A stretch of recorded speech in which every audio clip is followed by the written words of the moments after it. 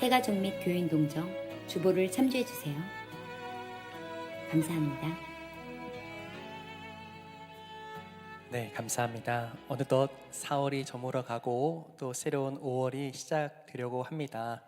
우리 귀한 성도님들, 5월, 6월호 큐티 책이 준비되어 있습니다. 사무처에서요 함께 구비하셔서 또 새로운 한 달 또 귀한 말씀을 사모하며 믿음으로 걸어가신 여러분 되시기를 간절히 축복합니다. 오늘 우리에게 주신 하나님의 말씀 신약성경 누가복음 24장 25절로 35절의 말씀입니다. 누가복음 24장 25절로 35절의 말씀 신약성경 140면에 있습니다.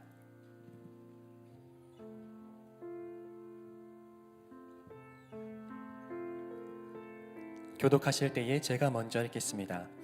이르시되 미련하고 선지자들이 말한 모든 것을 마음에 더디 믿는 자들이여, 그리스도가 이런 고난을 받고 자기의 영광에 들어가야 할 것이 아니냐 하시고, 이에 모세와 모든 선지자의 글로 시작하여 모든 성경에 쓴 바 자기에 관한 것을 자세히 설명하시니라. 그들이 가는 마을에 가까이 가매 예수는 더 가려 하는 것 같이 하시니, 그들이 강권하여 이르되 우리와 함께 유하사이다. 때가 저물어 가고 날이 이미 기울었나이다 하니, 이에 그들과 함께 유하로 들어가시니라. 음식 잡수실 때에 떡을 가지사 축사하시고 떼어 그들에게 주시니, 그들의 눈이 밝아져 그인 줄 알아보더니 예수는 그들에게 보이지 아니하시는지라. 그들이 서로 말하길 길에서 우리에게 말씀하시고 우리에게 성경을 풀어주실 때에 우리 속에서 마음이 뜨겁지 아니하더냐 하고, 곧 그때로 일어나 예루살렘에 돌아가 보니 11 제자 및 그들과 함께한 자들이 모여 있어 살아나시고 시몬에게 보이셨다 하는지라. 함께 읽습니다. 두 사람도 길에서 된 일과 예수께서 떡을 떼심으로 자기들에게 알려주신 것을 말하더라. 아멘. 사랑하는 성도 여러분, 성령 충만하십시오. 오늘도 주님 주시는 기쁨이, 그 희락의 열매들이 여러분들의 삶에 풍성하게 맺히기를 예수님의 이름으로 축복합니다. 여러분들께서는 여행을 좋아하십니까? 아니면 여행을 그다지 좋아하지 않으십니까? 만약 여러분께 여행을 이제 떠날 수 있는 비용과 시간을 드린다면 여러분들께서는 어디로, 무엇을 위해 떠나고 싶으십니까?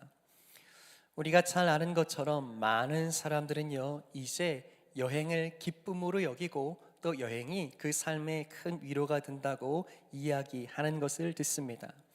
그런데 주목해야 할 것은요, 모든 여행들마다 다 우리가 입으로 고백하지는 않지만 그 여행의 목적이 있다는 뜻입니다. 어린 시절 우리의 자녀들 같은 경우에는요, 우리 젊은 아이들은 어떤 것을 여행의 목적으로 삼을까요? 가장 크게는 사랑하는 친구들과 가족들과 맺는 유대와 친밀감이 여행의 목적입니다. 때로는 즐거움과 재미를 찾아 목적 삼아 떠나는 것이 어린 시절 가질 수 있는 여행의 목적이 되는 것이죠. 그렇다면 또 다른 여행이 있습니다. 무엇이 목적일까요? 그보다 조금 더 성장하고 나면 내가 해보지 못했던 체험과 경험, 내가 만나보지 못했던 사람들과 문화들을 생각하면서 체험과 모험과 경험을 위한 여행이 있다는 것이죠.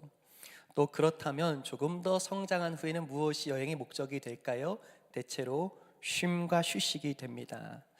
일상에서의 피로를 덜어내고 또 씻어내며 일상에서 참 바쁘고 분주하게 달려왔던 삶을 위로받고 위안받고자 떠나는 것이 여행의 목적이 되겠습니다.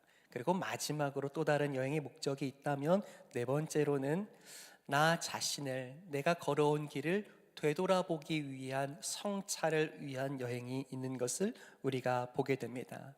자, 그렇다면 오늘 여러분께서 마음으로, 삶으로 떠나고 싶은 여행은 무엇입니까? 오늘 함께 읽을 말씀에서도요, 어떠한 여정을 시작한, 그런데 그 여정 가운데 그들이 갖고 있는 참 큰 아쉬움과 슬픔과 애환이 고스란히 담겨 있는 여정 하나가 오늘 말씀에 기록되고 있습니다. 예수님의 제자들의 여정이었는데요, 그 여정이 목적이 13절과 14절에 기록되어 있습니다. 한번 같이 읽죠. 13절과 14절입니다. 시작. 그 날에 그들 중 둘이 예루살렘에서 25리 되는 엠마오라 하는 마을로 가면서 이 모든 된 일을 서로 이야기하더라. 아멘. 오늘 두 제자라고 밝혀진 사람 둘이서 예루살렘에서 엠마오로 향하는 길입니다. 예루살렘에서 엠마오는요, 약 11km, 그저 꾸준히 걷는다면 약 3시간이면 충분히 도달할 수 있는 작은 고을이 엠마오가 되겠습니다. 그곳으로 가는 두 제자 중에 한 사람을 밝혀주시는데요, 오늘 엠마오로 가는 두 제자는 예수님께서 따로 부르신 12사도 중에 있는 제자가 아니라 글로바라 하는, 전혀 사실은 사람들에게는 잘 알려지지 않은 또 다른 제자를 주님께서 찾아가 만나셨다고 이야기하고 있는 겁니다. 엠마오로 가는 길, 이 두 제자는 어떤 마음과 목적으로 예루살렘에서 엠마오로 떠난 것이겠습니까? 비교적 짧은 여정이지만 그 여정을 시작하는 이제 두 제자의 마음은 어떠했을 것인지 생각해 볼 필요가 있습니다. 그들의 얼굴과 마음은 어떤 누구보다 침울했고 비통했습니다. 그 우울함을 이길 길이 없어서 서로 끊임없이 자신의 마음에 있는 이야기들을 꺼내고 또 이야기로 덧붙여 보지만 그 슬픔이 이겨지지가 않는 겁니다. 왜 그랬을까요? 그들이 오랜 기간, 비교적 오랜 시간 예루살렘에 머물렀던 목적이 있었습니다. 그들이 자신들의 집을 떠나 예루살렘을 여행하며 머물렀던 이유가 무엇이었습니까? 그곳에서 듣기만 했던 예수님, 놀라운 가르침과 기사와 기적을 베풀어 주시는 그 예수님을 너무 사모하고 주목했기 때문입니다. 그 예수님이야말로 그분의 놀라운 가르침과 기적과 능력으로 지금 자신들의 땅을 짓밟고 있는 로마를 물리쳐 주실 거라고, 이제 진짜 자유와 행복을 찾아 주실 거라고, 이전에 다윗이 다스렸던 그 영광의 때를 다시 되찾아 주실 거라고 굳게 믿고 거기에 삶을, 소망을 걸었기 때문입니다. 그런데요, 어떻게 되었습니까? 자신들의 삶을, 기대를, 희망을 한 몸에 함께 받아 누리던 그 예수님이 아무런 힘없이 로마 군사들의 손에 이끌려서 십자가에 매달아졌고, 그분은 숨이 끊어져 빈 무덤에 장사된 것을 그들이 확인한 겁니다. 예수님께서요, 그렇게 자신들의 기도를 한 몸에 걸었던 그 예수님께서 돌아가셨다는 것, 그 십자가는 이길 길 없는 슬픔이 되어버린 겁니다. 그러니 이제 자신들의 일상, 자신들의 일터가 있는 엠마오로 돌아가는 그 길은 그저 집으로 돌아가는 길이 아니라 비통한 마음, 절망을 이길 길 없는 깊은 슬픔 가운데 돌아가야 하는 시간이었던 것이죠. 그러니 그것이 단 3시간이 아니라 그 3시간이 어쩌면 30일, 3달, 아니 3년보다 훨씬 긴 것처럼 느껴졌을 겁니다. 제자들이 바랬던 기대와 전혀 다르게 살아가셨고 죽어가신 예수님으로 인하여서 그들의 기대와 희망이 산산조각 나버린 겁니다. 그들의 그런 절망이 묻어있는 고백이 21절에 기록되어 있는데요, 오늘 21절의 말씀에 그들이 가지고 있었던 그 노상에 있었던 엠마오로 향한 그들의 절망을 한번 같이 읽어보겠습니다. 21절입니다. 시작. 우리는 이 사람이 이스라엘을 속량할 자라고 바랐노라. 이뿐 아니라 이 일이 일어난 지가 사흘째요. 아멘. 여러분, 무엇이라고 이야기합니까? 우리가 바랐노라라고 말합니다. 과거의 일입니다. 바랬었는데 지금은 아니라는 뜻입니다. 그렇다고 믿었었는데 지금은 그 믿음이 산산조각 났다는 뜻입니다. 그래서요, 이 바랬노라는 뜻에는요, 단순히 오늘 개인적인 그런 희망을 넘어서 우리 모두가 간절히 바랬던 인생의 꿈, 우리 민족의 소망이 너무 쉽게 사라졌다라고 말하면서 우리는 바랬었지만 아니었다고, 기대를 걸었었지만 기대가 사라졌다라고 이야기하며 그 짤막한 문장에 자신들 마음에 이길 길 없는 절망을 그대로 드러내고 있는 겁니다. 여러분, 우리도 그럴 때가 있지 않습니까? 우리가 인생의 길을 걸어갈 때에 매일 하루를 시작하면서 하루하루가 인생의 길의 또 다른 출발점이 되고, 그렇게 문 밖을 나가 하루를 시작하는 모든 시간이 걷는 길, 인생이라고 생각하게 되었을 때에 우리가 때로는 원치 않는 사고처럼 만나게 되는 절망과 아픔과 비통한 일들이 있습니다. 그때 그러지 않았어야 했는데, 그때 거기에 내 마음과 기대를 걸지 말았어야 했는데, 그때 그를 안 만났으면 참 좋았을 텐데 라고 수없이 후회하고 반복하며 회한으로 가득한 마음들이, 절망이 우리 가운데 있지 않습니까? 그 길이 아니었으면 좋았을 것을 하고 하면서 우리의 마음에 그 아픈 마음을 계속 꺼내고 되새길 때가 있지 않습니까? 그런데 그 기대가 그저 잠깐의 끝이 아니라 21절의 말씀을 다시 읽어보면, 이 일이 일어난 지가 사흘째요 라고 하는 말은요, 정말 그 절망은 사실이 되었고 현실이 되었고 이제는 정말 기대할 수 없다라고 하는 완벽한 단절이 이 사흘째요 라는 말에 있습니다. 우리에게도 그런 사흘이 있습니다.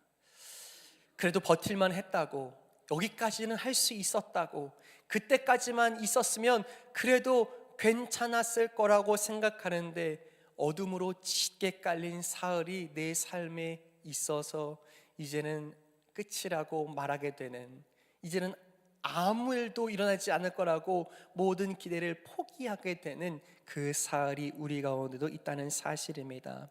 그때 사랑 여러분, 기억하십시오. 그 절망 가운데 포기하고 싶고 주저앉고 싶은 그 길 위에 주님이 찾아와 만나시는 줄 믿습니다. 어쩌면 절망으로 가는 길, 어쩌면 이제 아무것도 기대할 것이 없어서 슬픔으로 가야 하는 그 엠마오로 가는 길 위에 주님이 찾아와 그들과 함께 걸으시는 줄 믿습니다. 그들과 대화하시며 그들에게 가르치시고 그들에게 말씀을 걸어오시는 주님이 오늘 여러분들의 인생의 길에도 찾아오시고 말 걸어주시며 우리에게 깨닫게 해주시는 은혜의 주님, 능력의 주님이 되시는 줄 믿습니다.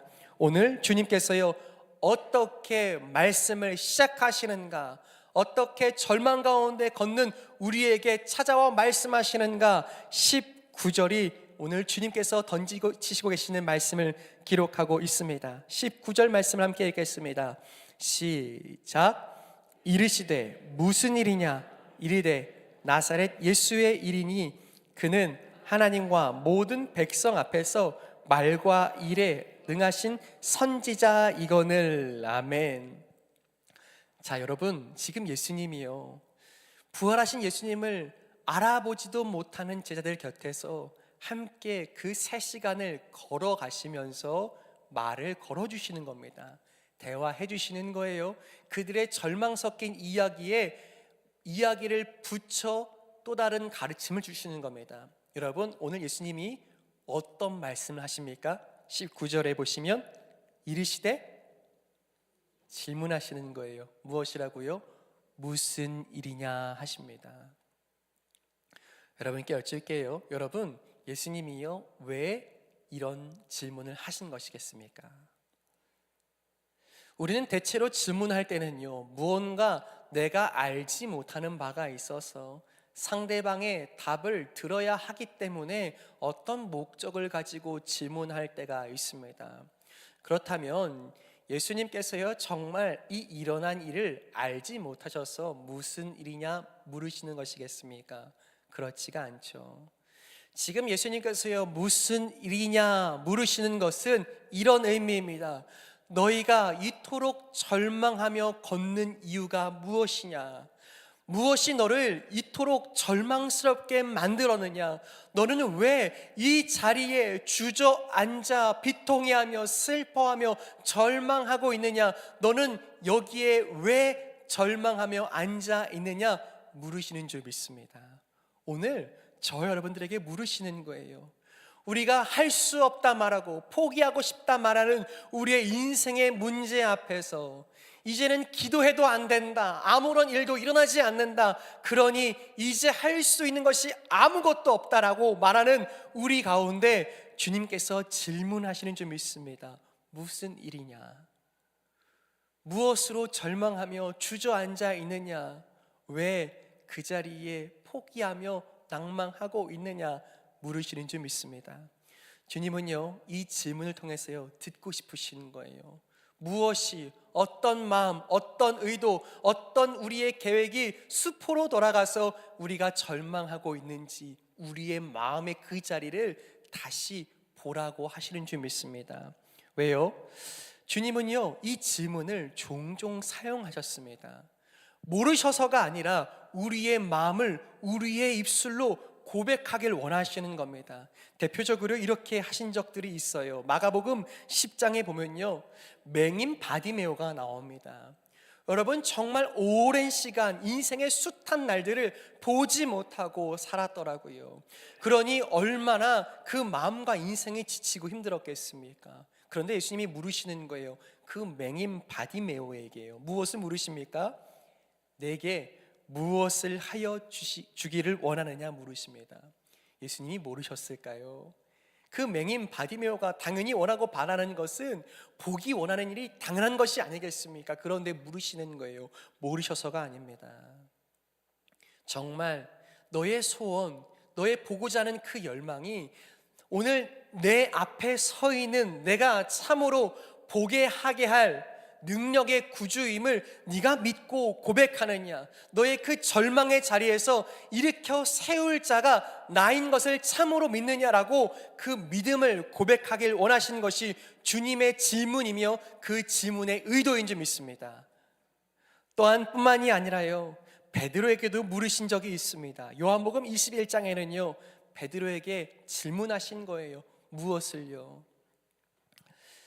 이제 예수님께서요, 내가 이제 붙잡혀 십자가에 죽게 되리라 하셨을 때에 베드로가요 아주 호언장담하며 절대 내가 예수님을 배신하거나 배반하는 일은 없을 것이다, 생명을 걸고 약속합니다.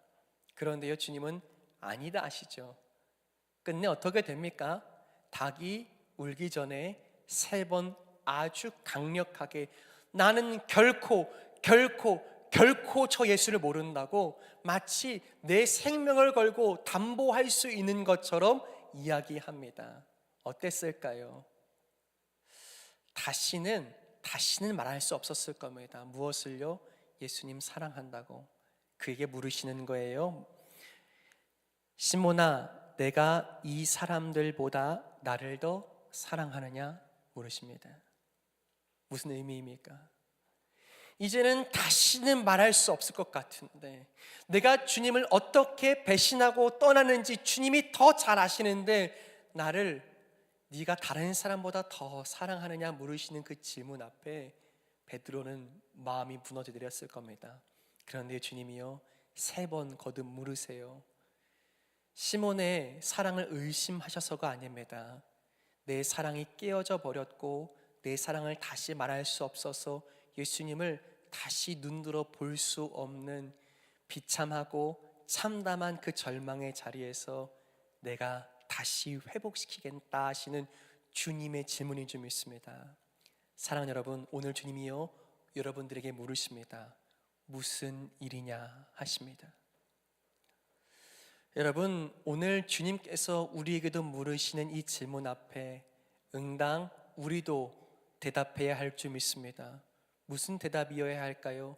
우리의 마음 그대로, 우리의 절망 그대로, 우리의 아픔과 눈물 그대로를 주님 앞에 펼쳐놓고 있는 그대로 고백하실 수 있길 축복합니다. 주님께서 듣고자 하시는 것은 우리의 진솔한 기도이며 고백인 줄 믿습니다. 무슨 일이냐 하시는 것은 주님이 모르셔서가 아니라, 우리의 아픔을 외면하셔서가 아니라 우리를 다시 일으켜 세우시고자 하시는 주님의 회복의 질문이며 주님의 사랑의 도움인 줄 믿습니다. 그 질문 앞에 마주 서시는 여러분, 우리가 얼마나 큰 절망과 아픔과 비통함에 있든지 오늘 우리에게 찾아오셔서 우리의 그 절망의 자리에서 무슨 일이냐, 너의 마음을 나에게 이야기하며 고백하지 않겠니? 그것을 기도로 받으시고 그것으로 우리를 긍휼히 여겨주시는 주님을 마주하는 여러분 되시기를 간절히 축복합니다. 오늘 주님은 그렇게 찾아오셔서 질문하고 그것도 모르느냐, 왜 아직도 알지 못하느냐 책망하시는 것이 아니라 그들을 다시 붙들어 잡아 일으켜 세우신 줄 믿습니다. 그렇다면 오늘 예수님께서요, 그 제자들을, 절망하는 우리들을 일으켜 세우시는 두 가지 은혜의 방법들을 기록하고 있습니다. 주님께서 절망하는 제자들 또한 우리들을 일으켜 세우시는 방법은 두 가지인 거예요. 첫 번째인데요, 그 은혜의 방편으로 첫 번째를 27절이 기록하고 있습니다. 한번 같이 읽을게요. 27절입니다. 시작.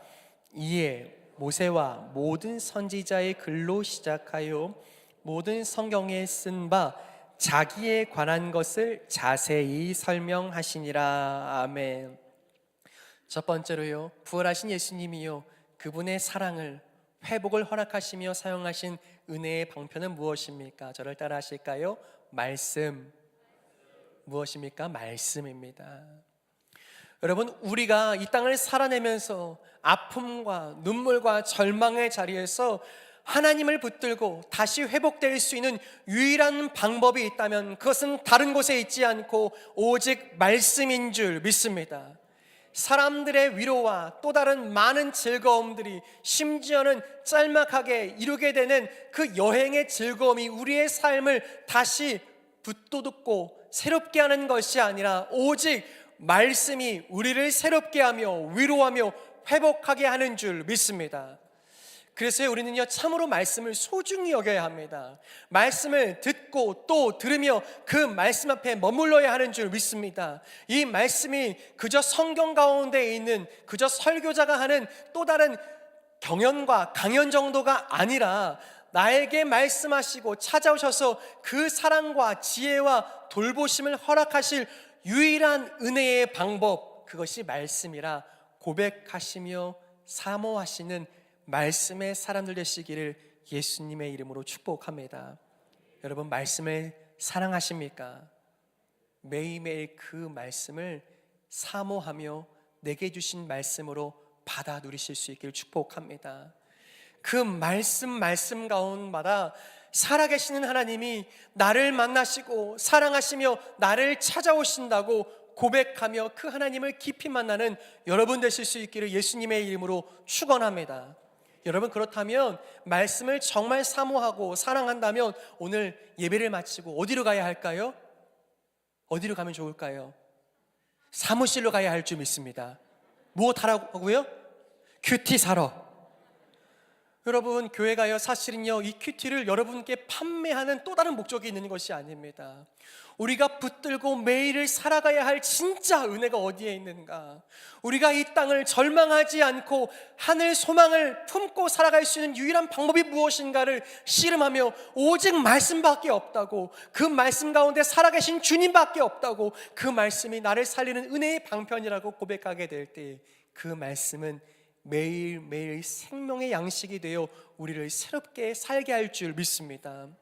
절망하며 이 땅을 바라보며 그저 고개를 들 수 없는 우리의 삶의 한가운데서 말씀을 대면할 때 나를 일으켜 주시는 주님, 나를 새롭게 걷게 하시는 주님, 믿음의 담대함과 담력을 더하시는 주님의 은혜와 생명이 오직 말씀에 있다고 붙들고 살아갈 때에 그 말씀은 우리에게 생기를 불어 넣을 줄 믿습니다. 오늘 하나님 살아 우리 가운데 말씀하시는 줄 믿습니다. 그 말씀을 매일매일 붙들며 살고 걸어가시는 우리 모두가 되시기를 예수님의 이름으로 축복합니다. 그렇다면 부활하신 예수님께서 절망하는 제자들과 우리에게 주시는 은혜와 회복의 방편이 첫 번째 말씀이라면 두 번째는 무엇일까요? 30절과 31절에 있습니다. 한번 같이 읽으면 좋겠는데요. 두 번째 은혜의 방편입니다. 함께 읽겠습니다. 시작. 그들과 함께 음식 잡수실 때에 떡을 가지사 축사하시고 떼어 그들에게 주시니 그들의 눈이 밝아져 그인 줄 알아보더니 예수는 그들에게 보이지 아니하시는지라. 아멘. 예수님을 알아보지 못했습니다.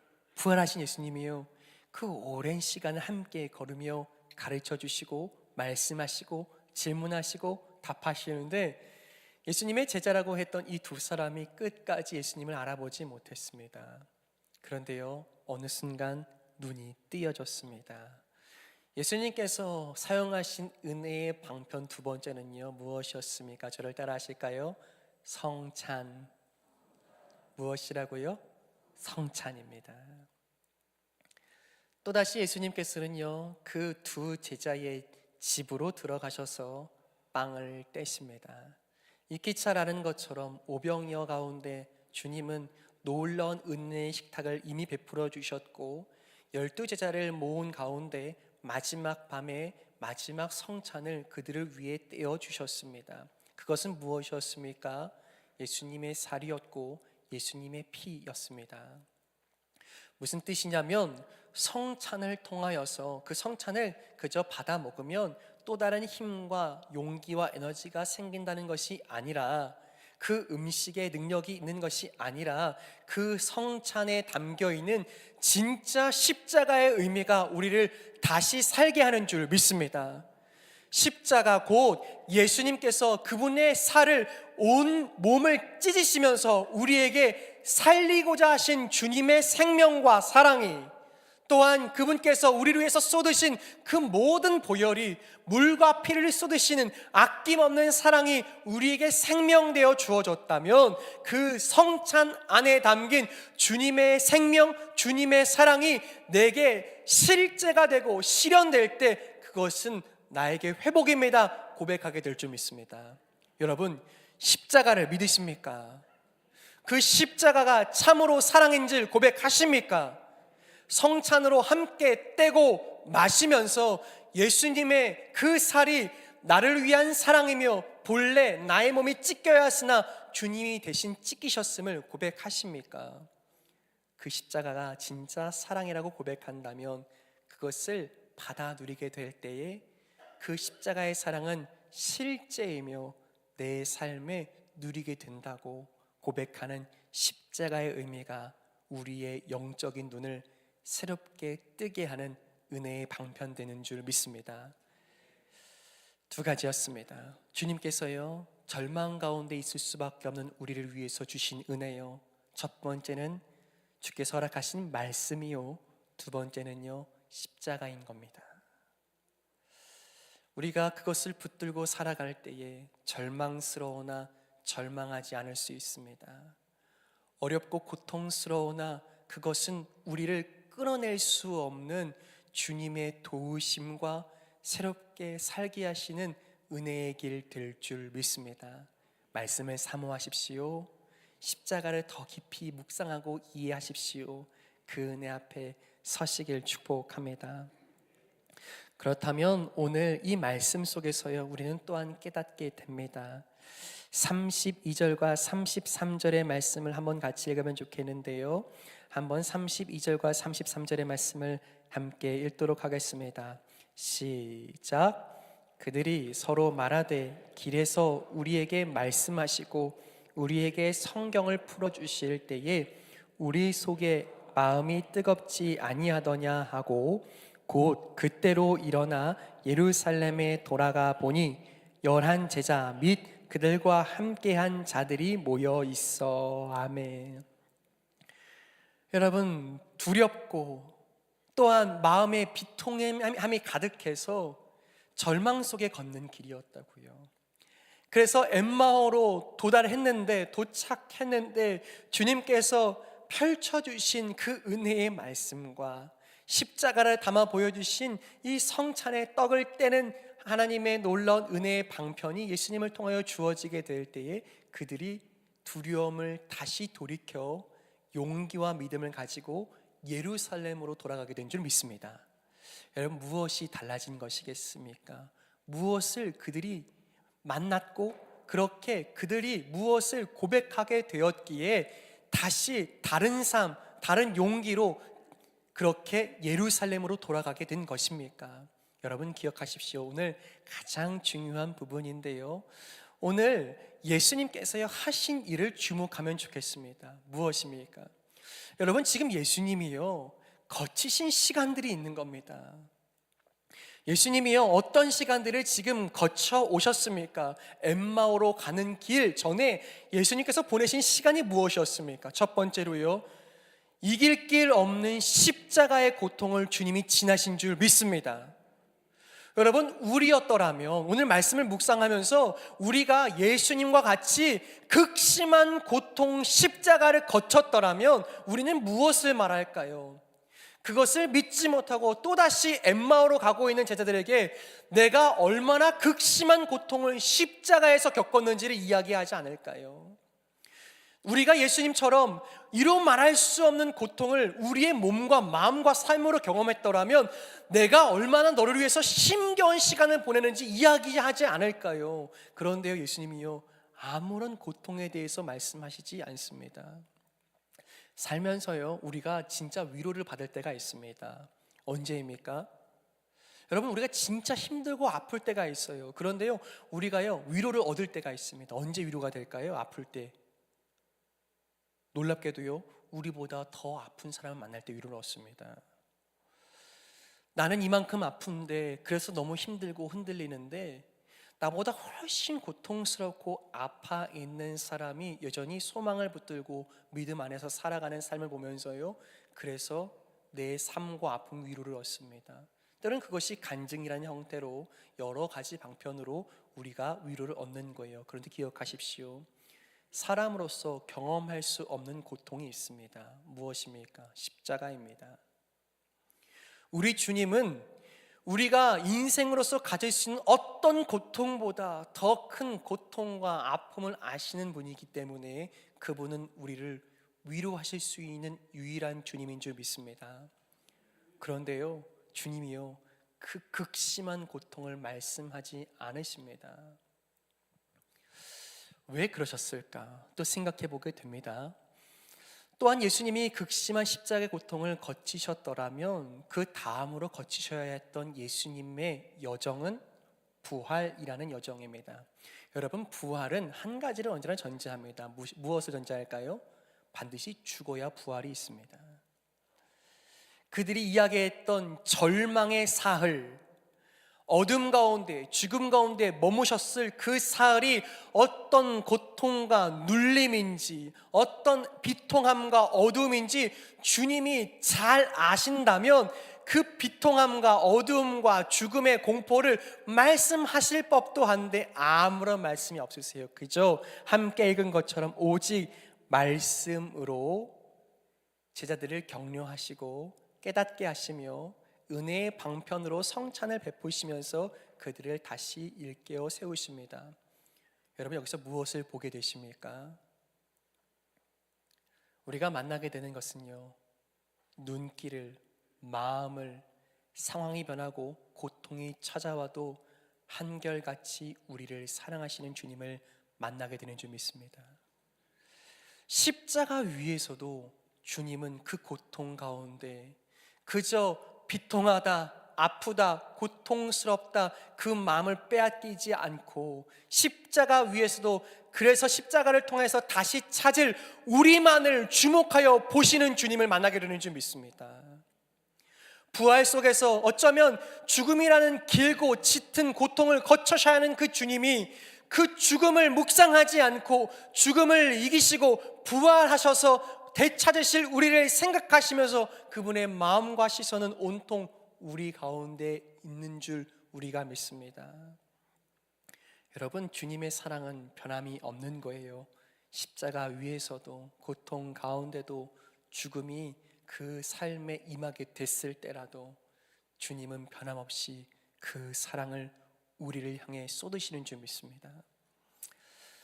저는요, 이 부분을 묵상하게 되면서요, 사역하면서 만나게 되는 성도님들과의 만남과 대화들을 다시 한번 기억해내게 됩니다.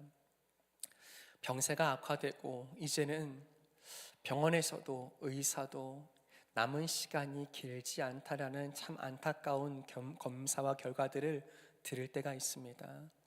그래서 찾아가 기도하고 위로하며 손 잡아드리는 시간들을 가질 때에 이렇게 물어요. 성도님, 집사님, 권사님, 어떤 것이 가장 힘이 드세요? 어떻게 기도해드리면 좋을까요? 묻자 종종 이런 답변을 듣습니다. 극심한 고통과 아픔과 여전히 끝나지 않을 것 같은 이 치료의 길고 긴 시간이 있지만 고통과 어려움이 지금 가장 큰 기도의 제목이 아닌 거예요. 이렇게 말씀하시는 겁니다. 나는 괜찮은데 이제 내가 없이 살아갈 우리 아이들이 너무 불쌍하고 가엾습니다. 목사님, 우리 아이들을 위해서 기도해 주십시오. 얼마나 고통스럽고 아플 텐데, 두렵고 무서울 텐데 그 순간조차도 우리 성도님들의 마음이 그 자녀들을 향해 있는 것을 보고 있노라면 이것이야말로 진짜 사랑이 아닌가. 어머니로서, 아버지로서 여전히 그 사랑이 변치가 않아서 고통 가운데도 그 사랑이 한 곳을 향해 쏟아지는 것을 보고 있노라면 우리는 그것이야말로 진짜 사랑일 수밖에 없다고 말하게 됩니다. 누가 그렇게 하셨습니까? 우리 주님이 한결같은 사랑으로 우리에게 쏟으시고 부으시는 줄 믿습니다. 상황이 변하고 시간이 변하고 모든 것들이 달라져도 변하지 않는 것이 있다면 그것을 우리는 무엇이라고 말합니까? 저를 한번 따라 하실까요? 진리. 무엇이라고요? 그게 진리인 겁니다. 진리는요, 신앙적인 이론이 아닙니다. 성경이 말하는 진리가 있습니다. 그것은 언제나 변하지 않는 예수님의 사랑인 줄 믿습니다. 우리는 진리를 이론으로, 지식으로 믿고 살아가는 사람들이 아니라 십자가 위에서도 죽음 가운데도 부활하셨어도 여전히 주님의 관심은 그 제자들을 다시 절망 속에서 살리는 일에, 절망으로 쓰러져서 주저앉아 다시 살고 싶지 않은 우리를 향하여 쏟으시는 변함없는 사랑, 그것이 우리가 믿는 진리인 줄 믿습니다. 여러분 마음에 진리가 있으십니까? 변치 않은 주님의 사랑이 있으십니까? 그 진리가 오늘 우리의 마음을 뜨겁게 하길 축복합니다. 오늘 말씀의 결론은요, 저는 이 찬양이면 좋겠습니다. 우리가 각자 우리의 삶의 절망의 자리에서 이 말씀에 주님의 질문에 응답해야 하겠지만 우리가 믿는 진리, 우리를 자유케 하는 진리는 다른 곳에 있지 않습니다. 한결같이 쏟으시는 주님의 사랑, 나는 수도 없이 변하고